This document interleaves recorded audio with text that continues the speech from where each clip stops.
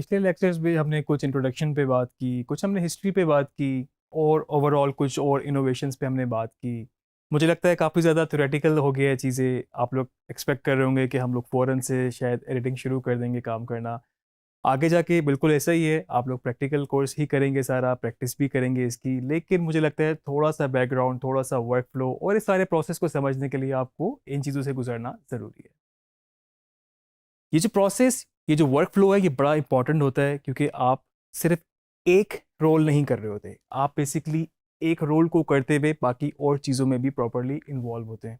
अब ऐसा हो नहीं सकता कि आप एज एन एडिटर काम कर रहे हैं तो आपको पता ही ना हो कि ये शॉट कौन सा होता है, क्योंकि कैमरामैन ने जब उसको शूट करना है, जब उसको फिल्म करना है, आपके पास जब डाटा आएगा और आप जब इसको एडिट कर रहे होंगे तो वो एक प्रॉपर टर्मिनोलॉजीज में बात हो रही होगी कि आपको मीडियम शॉट चाहिए, आपको पैन चाहिए, आपको टिल्ट चाहिए। तो आपको वो फिर टर्मिनोलॉजी समझना भी ज़रूरी हो जाता है आपके लिए।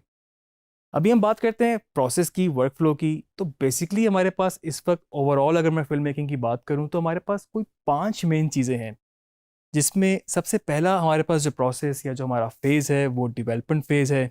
डेवलपमेंट के बाद हम लोग जाते हैं अपने प्री प्रोडक्शन में।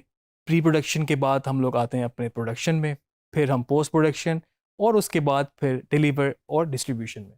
तो ये जो पांचों चीज़ें हैं, थोड़ा सा मैं इनको मज़ीद एलेबोरेट कर देता हूँ आपके लिए। सबसे पहले आप जब आते हैं डेवलपमेंट फेज़ में तो उस वक्त आपके पास जो भी प्रोजेक्ट होता है जस्ट एक आइडिया है। आपने किस तरीके से उसको एग्जीक्यूट करना है, क्या क्या रिसोर्सेज चाहिए होंगे, तो आपके पास इस वक्त दिमाग में आइडिया है, आप उसको थोड़ा सा उस पर काम शुरू कर देते हैं। जितना बड़ा वो प्रोजेक्ट होगा उसके लिए बजट्स इन्वॉल्व होंगे, आपको पार्टनरशिप्स चाहिए होंगी, आप लोग मे बी दोस्तों के साथ मिलके बना रहे हैं, मतलब या कमर्शियली बना रहे हैं, तो आपको वो सारी चीज़ों पे थोड़ा सा सोचना शुरू कर देते हैं। आप टॉपिक डिसाइड कर लेते हैं कि आपका मेन टॉपिक क्या होगा, किस तरीके से आप उसको एग्जीक्यूट करेंगे। इसके बाद फेज में हम चले जाते हैं प्री प्रोडक्शन में। प्री प्रोडक्शन और डेवलपमेंट फेज काफ़ी मिलते जुलते हैं, लेकिन प्री प्रोडक्शन ऐसा फेज है जहां पर आपके पास चीज़ें ऑन पेपर आना शुरू हो जाती हैं। जो आपने सोचा, मे बी आपने सिर्फ 2 लाइनों में सोचा था कि मैं एक फिल्म बनाऊंगा जिसका टॉपिक ये होगा और जिसका मैसेज मेरा ये होगा, लेकिन जब आप ऑन पेपर्स गए हैं तो आप फर्दर उस पर काम करना शुरू हो जाएंगे कि उसको आपने जब एग्जीक्यूट करना है, जिस तरह आपने उसको फिल्म करना है, तो वो किस तरीके से पॉसिबल होगा। ऑन पेपर पे आप अपनी कास्ट को, अपने इक्विपमेंट को, क्रू मेंबर्स को, आप अपनी शूटिंग डेट्स को, आपने कहीं पर रैकी करनी है, आप जाके लोकेशंस को स्काउट करेंगे, आप वेदर को समझेंगे, आपने कहीं ट्रैवल करना है, लॉजिस्टिक देखेंगे। और जिस तरह से भी जो जो डिपार्टमेंट, जो जो क्रू, जो जो इक्विपमेंट इन्वॉल्व होगा, उनको आप फर्दर लाइन अप करना शुरू हो जाएंगे ऑफिशियली। इसके बाद अगर मैं आपसे बात करूं तो आप प्री प्रोडक्शन के बाद जाते हैं अपने प्रोडक्शन फेज में।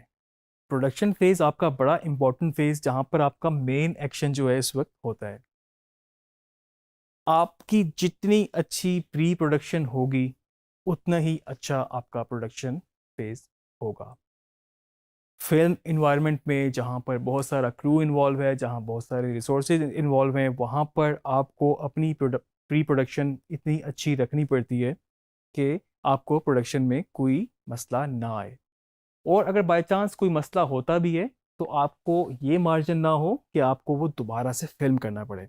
मिसाल के तौर पे किसी एक सीन में ही उसको शूट करते हुए कोई चीज़ मसला हो गया, कोई प्रॉप मिसिंग है, कोई कास्ट मेंबर मिस हो गया है, कुछ हो गया है, तो उस सारे सीन को, सारे सीक्वेंस को दोबारा फिल्म करने के लिए आपको फिर से ही क्रू को एंगेज करना, ट्रैवलिंग, लॉजिस्टिक, वो सारी चीज़ें करना कॉस्ट इफेक्टिव भी होता है और उसके अलावा बहुत दफ़ा वैसे भी पॉसिबल नहीं होता। तो जितनी अच्छी आपकी प्री प्रोडक्शन होगी उतना ही अच्छा आपका प्रोडक्शन फेज गुजरेगा। नॉर्मली हॉलीवुड मूवीज़ की अगर हम बात करें तो सबसे ज़्यादा प्री प्रोडक्शन का टाइम लगता है और उसके बाद उससे कम टाइम प्रोडक्शन में और फिर उसके बाद पोस्ट प्रोडक्शन में लगता है।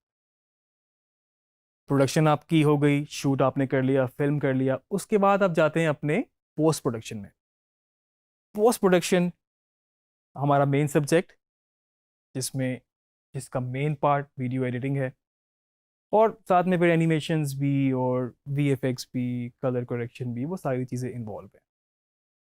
तो ये सारी एक चेन बेसिकली बनती जाती है। डेवलपमेंट फेज के बाद प्री प्रोडक्शन जितनी बेहतर होगी, प्रोडक्शन बेहतर होगी। प्रोडक्शन जितनी अच्छी होगी, टू द पॉइंट शूट होगा, अच्छा शूट होगा, क्लैरिटी के साथ शूट होगा, अच्छे लॉग्स बने होंगे, प्रॉपर ऑर्गेनाइज तरीके से बना होगा, उतनी ही आसानी आपको अपने पोस्ट प्रोडक्शन प्रोसेस में होगी।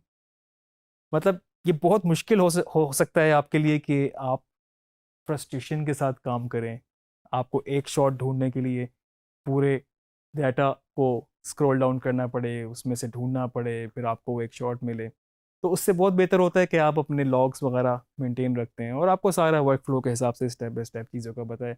और आगे लेक्चर्स में हम मज़ीद इसको देखेंगे भी किस तरीके से हम किन स्टेजेस के साथ हम एडिटिंग करते हैं। पोस्ट प्रोडक्शन सिर्फ वीडियो एडिटिंग का नाम नहीं है। वीडियो एडिटिंग पोस्ट प्रोडक्शन का एक हिस्सा ज़रूर है और बड़ा मेजर हिस्सा है। इवन कि वीडियो एडिटिंग में भी आपके पास rough cut, fine cut, final cut, ये स्टेजेस आपके पास आती हैं और उससे पहले भी और प्रोसीजर से भी आप गुजरते हैं, किस तरीके से आप डाटा को एक्वायर करते हैं और उसको अपने सॉफ्टवेयर में लेकर आते हैं, डिजिटाइज करते हैं वगैरह वगैरह। ये सारी चीज़ें हम डिटेल में आगे डिस्कस करेंगे।